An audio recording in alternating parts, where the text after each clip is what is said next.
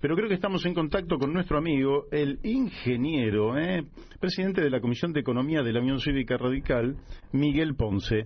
Miguel, buenos días, ¿cómo te va? Qué alegría escucharte, Mario. Te aclaro que esto último vinculado al radicalismo ha finalizado en la última convención, ¿no es cierto? Bueno, Sigo integrando esa comisión, lógicamente, y de hecho la estoy coordinando hasta que sea designado el nuevo convencional, que seguramente va a ser un amigo y que continuará con esta tarea que venimos llevando desde hace tanto tiempo. Punto. Bien, perfecto. Solo una corrección desde la formalidad, nada más, para evitar que digan que uno sigue usufructuando. No hay usufructo de título. Fue un error entonces de la presentación, pero porque como así te había presentado en oportunidades anteriores. Sí, claro. Y en todo caso, lo que habla es de que seguís acumulando experiencia en la materia y eso lógicamente te da más competencia. Te voy a preguntar por lo que lógicamente más preocupa a la sociedad argentina en estos momentos, sobre todo que hace muchos años que el salario, las jubilaciones, incluso la gente que necesita un plan, vienen perdiendo poder adquisitivo y esta pérdida de poder adquisitivo se ha acelerado fruto justamente del crecimiento inflacionario, es decir, los precios están subiendo por el ascensor, como diría alguien, ¿no? Así es. Y bueno, y aparece el gobierno, da la impresión como que desesperado porque no le encuentra el solución al problema, y entonces plantea un congelamiento, o por lo menos así está planteado en los medios de precio de 1.500 productos, ¿no? Bueno, yo fui comerciante muchos años, tengo opinión al respecto, pero decime vos ¿cómo ves esta propuesta del gobierno justamente para detener esta carrera inflacionaria? Yo creo que la intención, por supuesto, debe ser la mejor. Creo que le veo una viabilidad en términos probabilísticos muy escasa. ¿Qué te quiero decir? Hay algo que es una suerte de coincidencia temporal que prácticamente invalida esa posición. Vos fíjate lo que ocurre cuando se conoce esto. Se conoce en las últimas 24, 48 horas, ¿no es cierto? Sí.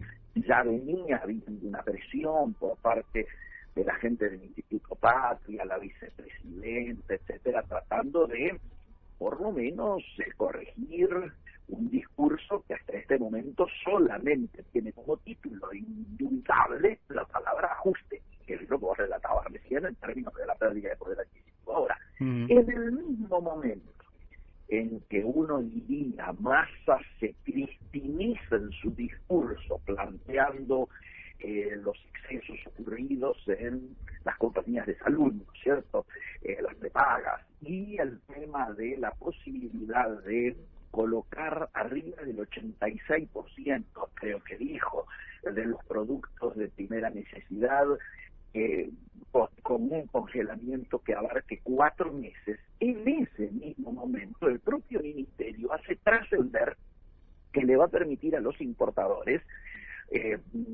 destrabar lo que está ocurriendo, que es que el comercio exterior está parado, y esto es lo que se oculta o no se quiere reconocer, le va a permitir que utilicen sus propios dólares, es decir, una suerte de blanqueo, aquel que lo tenga, para traer importaciones. Ahora, ¿a cuánto va a importar, por lo tanto, el insumo, aún la empresa alimenticia que fabrique aquí los productos que luego debieran ser congelados?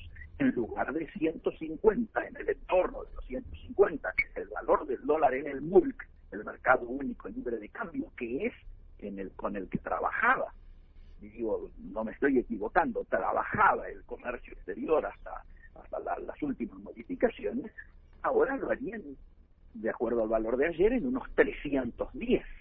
Es decir, en el momento que le piden a las alimenticias y a las empresas de limpieza de productos de primera necesidad, etcétera, que congelen, les están diciendo, pero todos tus insumos los vas a traer al valor del doble. Con lo cual, hay una contradicción que mata la iniciativa antes de nacer, porque claramente, si vos sos una empresa que produce para el mercado interno y traes insumos al doble porque te lo aumentan, claramente esto es inflacionario, se traslada a precio de manera automática. Si no, las empresas van al quebrando.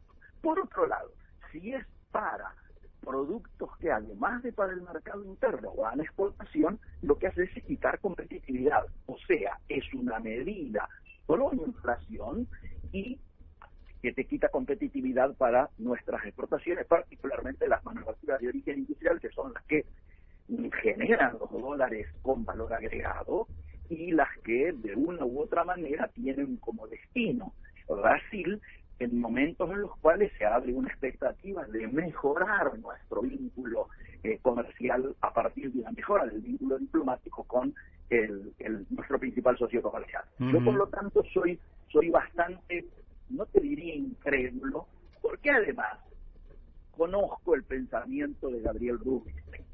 Gabriel Rubinstein no es un hombre que crea en los congelamientos, te diría más bien todo lo contrario. Yo creo que los únicos congelamientos que podrían darse serían los marcos de un acuerdo de precios y salarios, de un acuerdo consensuado, donde se planteara, bueno, a partir de ahora la recuperación del salario real que viene retrasado es tanto, y luego de efectuar esa recuperación, hablo de salarios, de jubilaciones, de todos los ingresos fijos que han ido perdiendo en todo este tiempo, a partir de ahí trazamos una línea y hacemos un acuerdo de precios y salarios. Esto es posible, es viable en un año electoral, pero esencialmente cuando no hay confianza ni uniformidad de criterios en la propia alianza de gobierno. Esa es la pregunta. Esa es la pregunta, sí. Está claro que esto es como decirle a las empresas: ustedes han acumulado dólares, tienen dólares allí en negro, suéltenlos, sacrifíquenlos, pierdan algo, ¿verdad? Y bueno, eso es claro, el que los tiene en negro probablemente tenga serias intenciones de mantenerlos en el mismo lugar y no sacrificarlos, ¿no? Sería como un acto, sería como un acto heroico de difícil cumplimiento. Al tiempo que lo que vos decís es cierto, porque tendrían que sacrificar dólares para importar cosas, dólares a 300 pesos, y cuando exportan el dólar a 150. Al mismo tiempo hay un debate fuerte sobre si el tipo de cambio está o no atrasado en la Argentina. Algunos dicen que está un poquitín atrasado y otros dicen que debería ponerse bastante más alto con la finalidad de hacer más competitiva la economía argentina e ir resolviendo el flujo de dólares hacia el Estado, que actualmente el Estado está seco de esos dólares porque todo turista que viene va al mercado negro y no le cambia al Estado, no le deja un solo dólar. ¿Vos cómo ves ese tema cambiario? O sea, yo tengo aquí la impresión de, por ejemplo, el economista Eduardo Conesa o Luis Rey, que ellos plantean estrictamente tener un dólar competitivo. ¿Cómo lo ves vos? Bueno, primer asunto, claramente volvemos a algo que más de una vez hemos repetido, ¿no es cierto? El gobierno pretende solucionar los problemas de la macro operando sobre la micro. Y esto hasta este momento ha demostrado ser un camino de fracaso. Y me parece que, por otro lado, en la medida que exista esta cantidad de dólares que todos los días aparece uno, o la posibilidad de que aparezca uno o más de uno nuevo, estamos encubriendo un proceso devaluatorio que se va generalizando. Si vos tuviste en algún momento el dólar soja, ahora estás con el dólar supermercado. ¿Qué es el dólar supermercado? El que le prometen a las empresas que firmen acuerdos de congelamiento o acuerdos dentro de los programas existentes, precios cuidados, etcétera, etcétera, ahora como es que le llaman precios justos. Bueno, en la medida que estos entren, te permiten traer a valor más reconocido los insumos que necesites. Después te aparece el dólar vino, ¿cierto? El dólar Malbec, como se habló en algún momento. Luego va a plantearse el dólar aparentemente sin ningún tipo de bonificación ni de traba para lo que tenga que ver con los laboratorios. Es decir, gradualmente vas generando una situación en la cual vos podés seguir diciendo, no hice una mega devaluación, pero ya tengo que el 70 o 75% de nuestro intercambio comercial se hace en un dólar diferente al dólar al dólar vigente, al dólar que debería ser el dólar oficial, ¿no es cierto? Entonces, me parece que en la medida en que no se unifiquen estos criterios, que por supuesto lo que generan son arbitrariedades de las que ya empieza a haber un ruido y un griterío para tratar de ponerle coto, que es cada vez más creciente. Al comienzo escuchabas con mucha buena educación a Funes de Rioja hablar de bueno y intentar evitar arbitrariedades. Luego ya salen las pymes a decir, al lado de esas arbitrariedades está habiendo opacidades, y en cualquier momento va a salir algún muchacho a decir a quién le entregaron dólares de esta manera para que siga cazando, ¿no es cierto?, en el zoológico, y después no se quejen de que la vestimenta está como está.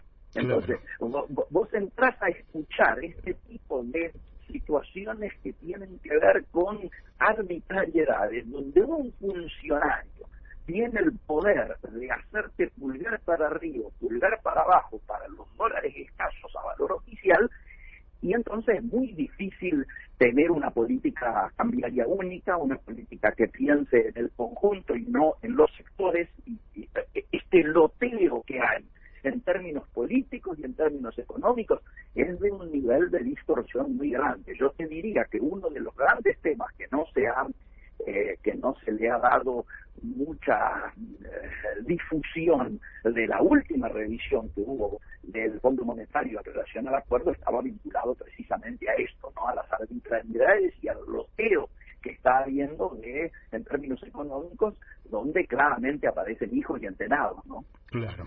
Así que la política cambiaria, efectivamente, yo comparto, es totalmente errática. Te quiero preguntar por la política fiscal, porque en realidad, bueno, el pensamiento de Gabriel Rubinstein o de Sergio Massa más o menos lo conocemos, se parece bastante entre sí, pero no viene al caso. Lo que sí sabemos es que marcharían al equilibrio del presupuesto, por lo menos desde el punto de vista de la intención, a lo comprometido, ¿no? a lo comprometido en el acuerdo con el fondo. Ahora, marcharían a converger. Sí. Cuando yo veo el derrumbe en el poder adquisitivo de los salarios que paga el Estado, salvo el Poder Judicial, ¿no? Sí, no me quiero extender en esa materia, pero es una vergüenza absoluta. Sí, claro. Es lo que pagan las jubilaciones, lo que es una asignación universal por hijo, que es casi como una dádiva miserable. Yo digo, me parece que los gastos se están, fruto justamente de este proceso inflacionario, se están deprimiendo aceleradamente, mientras que la recaudación, que en gran medida sigue el curso inflacionario, porque el que paga IVA, lógicamente, si lo que valía 100 lo vende a 200, ahora va a pagar el 21%, no de 100, sino de 200, es decir, la recaudación se incrementa y se achican los gastos. ¿Por qué no se llega antes a un equilibrio fiscal? ¿Qué es lo que pasa? Primario. Mario, sí, claro. Contigo hemos hablado más de una vez que el acuerdo con el fondo era un acuerdo inflacionario. ¿Por qué? Sí. Porque a todas las partes le convenía licuar el endeudamiento. De la misma manera, digamos que es funcional al proceso de ajuste y al proceso para que cierren las cuentas, es la estanflación en la que ya nos encontramos. Es decir, la recesión como una manera de evitar encarecer el gasto es una de las restricciones más fuertes y que es una opción. Yo creo que, no es una casualidad que los niveles de recaudación sean lo que son, no es una casualidad que como hablábamos recién, salarios, todos son ingresos fijos y formales, vayan por detrás de precios, esto no es una casualidad. Hay una mirada de que el ajuste es funcional precisamente a que los números acomoden, vayan cerrando. Es decir, cuando vos pretendés a los trompazos lograr que los acuerdos y los números te terminen cerrando y vas metiendo dentro de un frasco que ya tiene la forma que vos querés, que tenga el producto final, y bueno, estas cuestiones son claramente consecuencia de eso.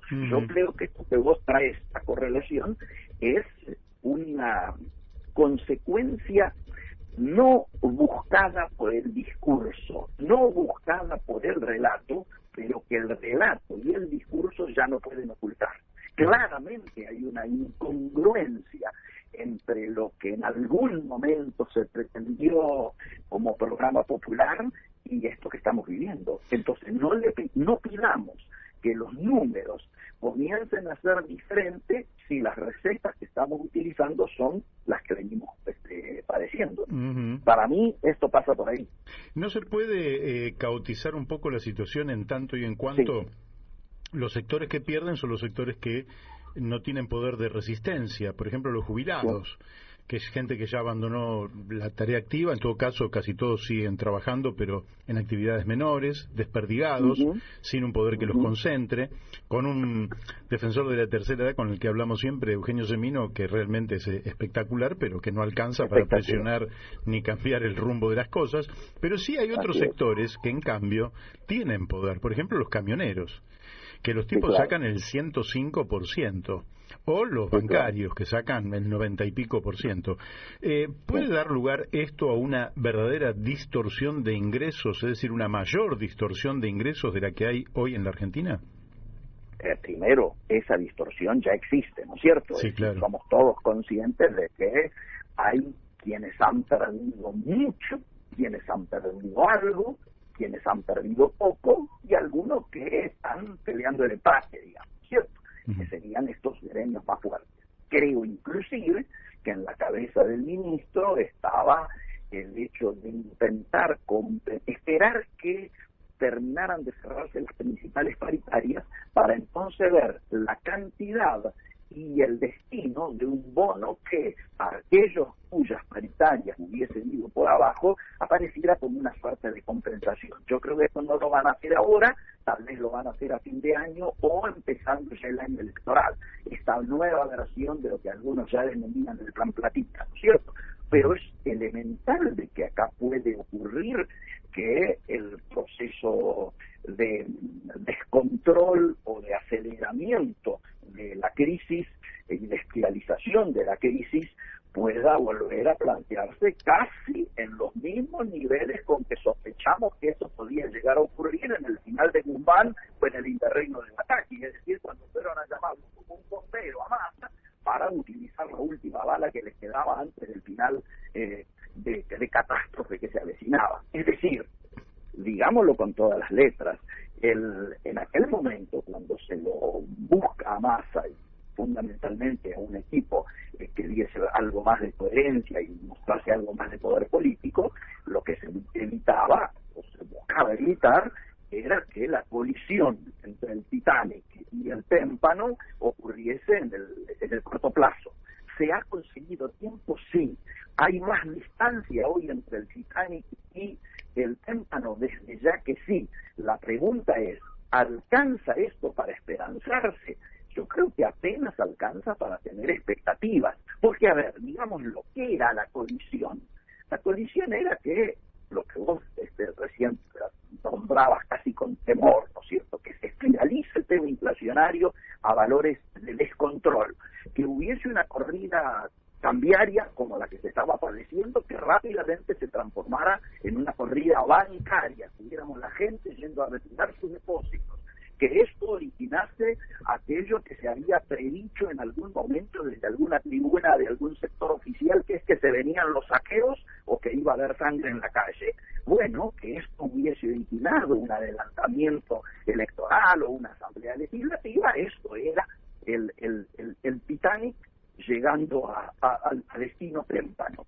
Esto se ha evitado, yo diría que se ha postergado por lo menos, y que genera una expectativa que es la que buscaba el propio gobierno, de decir, vamos a tener un camino duro, difícil, acomodé, pero vamos a llegar al 2023 con el cronograma electoral previsto. Perdón, con un cronograma electoral parecido al previsto.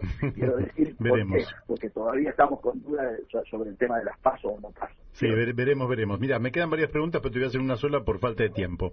Que tiene que ver con un tema que nos aflige, que es recurrente, porque eso sí es una bola de nieve, que ya debe andar aproximadamente en algo así como 9 billones, calculo yo, porque la última vez que hablamos con el licenciado Héctor Giuliano, nos planteó que iban 8,8 billones de pesos en LELIQ. En ese momento, que hace unos días atrás, era una tasa nominal del 76% anual y efectiva del 107% anual. Quiere decir que antes de un año se duplica su valor. Es decir, que antes de las PASO del año que viene se va a duplicar su valor. Sí, claro. ¿Cómo ves que esté tratando el gobierno esta acumulación de moneda en el Banco Central con semejante tasa de interés, justamente para que eso no derrame sobre el mercado cambiario, vaya a comprar dólares y a estallar el proceso inflacionario en la Argentina de manera así incontrolado? ¿Cómo ves que estén manejando este asunto? Horrible. Obviamente yo veo que de manera irresponsable, creo que aquí claramente lo mismo que se hace con el fondo, que el fondo hace con nosotros, es decir, nos juntamos en modo la molina del siga, acá también en el tema de esto se está generando una bomba que en algún momento o hay poder político para desactivarla, u objetivamente está adelantando un pronóstico de una machaza de evaluación, y que ese proceso también de licuación alcanzaría a este endeudamiento que a mi juicio en este momento está absolutamente descontrolado. Si hay una variable que está descontrolada hoy en la Argentina, además de la inflacionaria, esencialmente es esta de la bola de nieve que sigue creciendo y que aparentemente hay una mirada de me hago el distraído, no visualizo esto. Cuando digo me estoy desendeudándome, pero estoy generando este nivel de endeudamiento que suena absolutamente inalcanzable para cualquier economía si la quiere resolver de una manera racional u ortodoxa, y me parece que no hay responsabilidad en el manejo de esto, y yo hasta que no visualice un cambio político, ¿no es cierto?, que por supuesto a esta altura ya nadie espera que sea antes de las elecciones, creo que esto le queda como herencia al próximo gobierno, que con poder político deberá buscar algún tipo de solución que por supuesto seguramente hará sangrar a más de uno. Miguel, te mandamos un fuertísimo abrazo, te agradecemos y pronto te espero acá por la radio para que charlemos un par de horas. Tengo muchísimas ganas. Un gran abrazo, Mario. Chau, suerte. Gracias. Chau. Bueno, hemos hablado con el ingeniero Miguel Ponce.